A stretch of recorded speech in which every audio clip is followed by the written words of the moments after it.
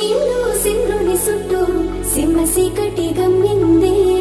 లేనిపోని ఆశలు పెట్టి నీ చిరే మురిలా మారింది నీ ఇంటి నవ్వులు సస్తూ వాని గుండె కోరింది నీ వెంటే వెంటే వస్తూ వాడు సచ్చేలాగుంది